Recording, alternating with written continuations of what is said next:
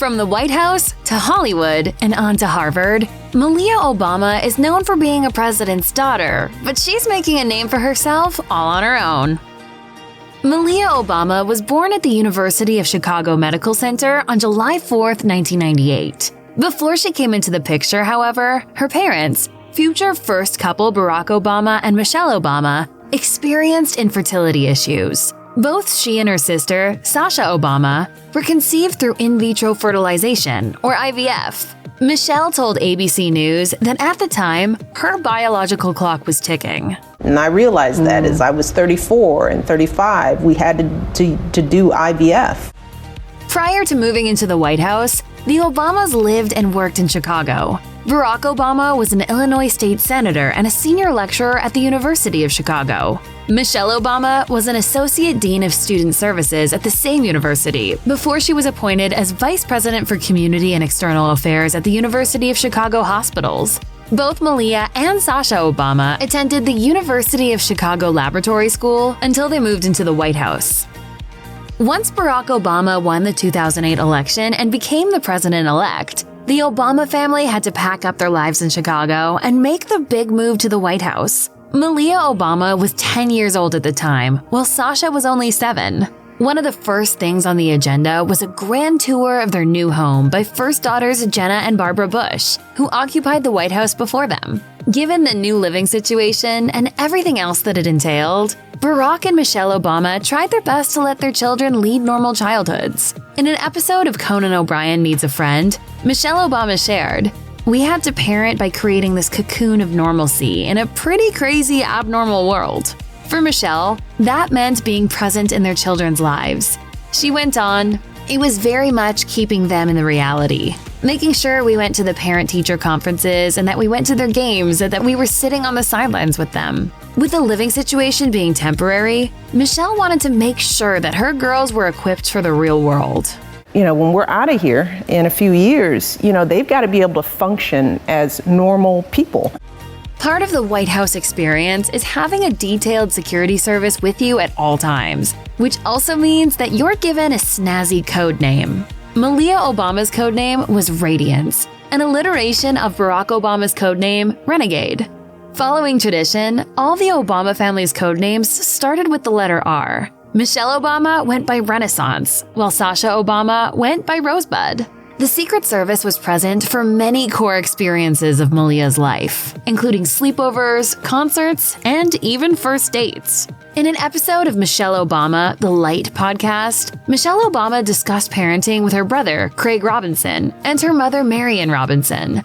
Michelle admitted that raising children in the White House was a challenge, saying, "It's like plucking these little girls out of our normal life on the south side of Chicago and our way of doing things and our community, and then putting them in a historic mansion with butlers and maids and florists and gardeners and Secret Service, and then trying to make sure that they understood boundaries, understood responsibility." Still, Michelle said that Malia and Sasha adjusted well. As a teenager in the White House, Malia was thriving. She's doing great. She's got a great life. She's got great friends. She's happy. Moving from Chicago to the White House meant big changes, including a new school. After thoroughly deliberating, Michelle and Barack Obama decided on Sidwell Friends School in Washington, D.C., which their children started attending in 2009. Sidwell Friends School is no stranger to presidential children. Alumni include Tricia Nixon Cox, Chelsea Clinton, and Joe Biden's granddaughter Maisie Biden. During Malia Obama's graduation, Sidwell Friends School made some minor adjustments to the program to accommodate the first family. They generally try not to cause a scene when there are VIPs attending, but the security risks of having a president on their premises were not to be ignored. The graduation ceremony required tickets instead of being open to the public. Malia Obama is no stranger to a presidential trip, as she has accompanied her parents on numerous occasions. Though she technically wasn't required to do anything, she has stepped up to help out when needed. During President Obama's trip to Cuba in 2016, Malia ended up becoming his translator. Barack told ABC News, "Her Spanish is much better than mine, and I'm hoping that she has a chance to get entirely fluent." My accent is pretty good, but my vocabulary is the equivalent of a 2-year-old's. Malia had another chance to put her Spanish skills to the test in 2017 during her gap year. Malia participated in an educational 83-day gap year program in Bolivia by Where There Be Dragons. Part of the program was a 5-day trek. One of the guides only had good things to say about the young Obama, telling the New York Times, "She was very humble, chatty, spoke Spanish very well." The end of Barack Obama's presidency meant the end of their stay at the White House, a place that Malia Obama had called home for 8 years. Necessary farewells were in order as their stay came to an end. For Malia and Sasha Obama, it meant hosting their last sleepover. Michelle Obama said during the American Institute of Architecture conference, "Because of course on Inauguration Day, because my girls are so normal, they're like, well, 8 girls are going to be sleeping here because it's our last time and we want pizza and we want nuggets." And it's like, really? That moment of transition, right before the doors opened and we welcomed in the new family, our kids were leaving out the back door in tears saying goodbye to people. After graduating from Sidwell Friends in 2016, Malia Obama decided to take a gap year before attending Harvard University, allowing the spotlight to shift away from her before she took her spot on campus. Taking a gap year is also encouraged by Harvard themselves, provided that students don't apply to another degree-granting program. So, for multiple reasons, taking a year was a favorable choice for the former first daughter, who was slated to attend Harvard in the fall of 2017. The time she took off was jam-packed. During Malia's gap year, she attended the Sundance Film Festival, joined the Dakota Pipeline protest, worked as an intern for the Weinstein Company, joined her 83-day gap program in South America, and even tagged along on her parents' short trip to Indonesia. Not bad for a high school grad. Malia Obama explored her interest in the entertainment industry pretty early on. Her mother shared in 2012, "Malia has expressed some interest in filmmaking. Just like her father, she is an avid reader and she enjoys movies." 2 years later, she got a head start on her career by working as a production assistant on Halle Berry's sci-fi drama series Extant. Berry only had good things to say about the young PA. She was amazing. She is such a smart, beautiful young woman. However, Berry admitted that she, along with the rest of the crew, had a difficult time seeing her as just a PA, saying, "She was down to do whatever a PA is asked to do, and I had wild respect for her for that. We just couldn't really see her as one." But to her credit, she tried very hard to be one.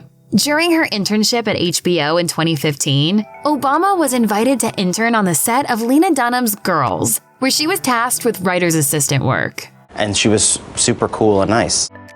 Malia Obama attended Harvard in the fall of 2017, where she was set to study visual and environmental studies. However, her campus life ended sooner than expected due to COVID-19 in 2020. Malia had to move out of her college dorm and back to her parents' home to transition into remote learning. Though life in quarantine was admittedly a difficult time, it also gave the Obamas time to bond as a family. Barack Obama told People, "To have this bonus time where your kids are having dinner with you every night and we're playing games and watching movies together, there's been a lot of joy to that."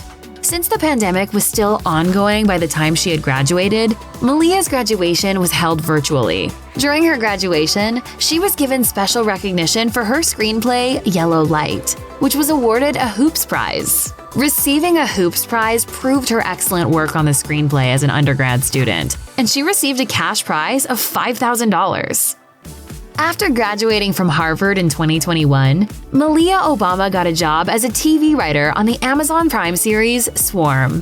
In an interview with Vanity Fair, the show's co-creator Janine Neighbors pointed out that Obama's point of view was a great addition to the writer's room, as the leads of the show are also in their 20s. She told the publication, "She's an incredible writer and artist. We really wanted to give her the opportunity to get her feet wet in TV and see if this is something she wants to continue doing." Malia's talent and work ethic didn't go unnoticed. The show's other co-creator, Donald Glover, told Vanity Fair, "I feel like she's just somebody who's gonna have really good things coming soon. Her writing style is great." After working on Swarm together, Glover's creative studio and multimedia company, Gilga, announced that they were working on a short film by Obama. He told GQ, "The first thing we did was talk about the fact that she will only get to do this once. You're Barack Obama's daughter, so if you make a bad film, it will follow you around." The film, entitled The Heart, is going through the film festival circuit, having been shown at the Toronto International Film Festival in September 2023 and the Chicago Film Festival in October 2023.